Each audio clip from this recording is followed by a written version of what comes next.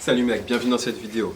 Si quand tu prends des habitudes de vie saines, tu vois aucun effet positif, eh ben c'est peut-être que ces prétendues bonnes habitudes ne le sont pas autant que ça. Donc aujourd'hui, on va en démystifier 5.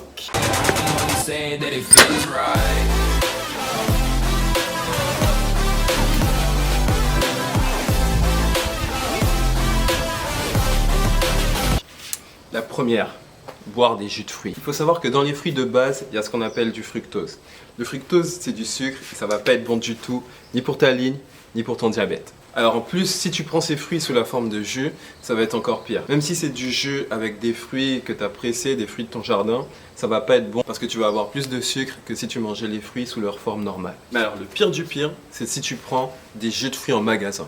Alors là, tu peux dire que tu auras les deux pieds dans la tombe. Pourquoi ? Tout simplement parce que les industries agroalimentaires, elles blindent leurs boissons de sucre pour te rendre accro, pour te rendre addict. En parlant de sucre, il y a une boisson qui est sans sucre et sans calories. Tu vas dire que c'est une boisson géniale, une boisson magique. Tu l'as deviné, c'est le Coca Light ou le Coca Zéro. Donc franchement, c'est une boisson qui est au top. Eh ben non, en fait, cette boisson, elle te pose un petit problème. C'est qu'elle va te donner des risques de maladies cardiovasculaires, des risques de diabète et des risques de cancer de la prostate. Donc si tu n'as pas envie d'aller voir ton médecin trop tôt pour qu'il puisse te faire un toucher rectal, eh ben va falloir éviter ce genre de boisson. Le pire dans tout ça, c'est que quand tu prends du Coca Light, c'est pour éviter de grossir. Mais le truc, c'est que ton cerveau, quand tu prends du Coca Light, il l'assimile à du sucre. Donc il réagit comme s'il y avait du sucre qui rentrait dans ton corps. Ce qu'il fait, c'est qu'il va libérer de l'insuline.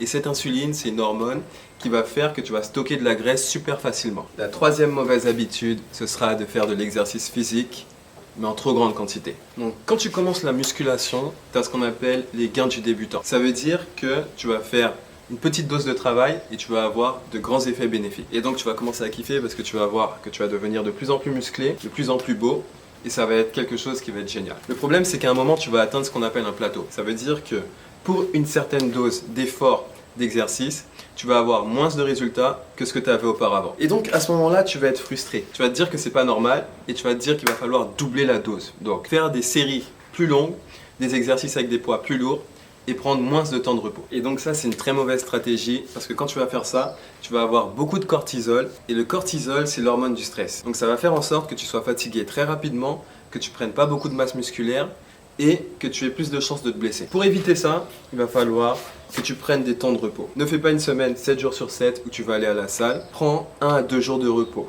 Quand tu vas faire tes séances, fais en sorte qu'elles ne soient pas trop longues et n'utilise pas de trop gros poids. La quatrième mauvaise habitude, c'est tout simplement celle de te laver le visage beaucoup trop souvent. Si tu es quelqu'un comme moi, tu as la peau grasse et c'est quelque chose qui te saoule au plus haut point. Parce que tu as le front qui transpire et tu as la peau qui brille. Donc quand tu as ce genre de choses, tu te dis qu'il faut absolument régler le problème.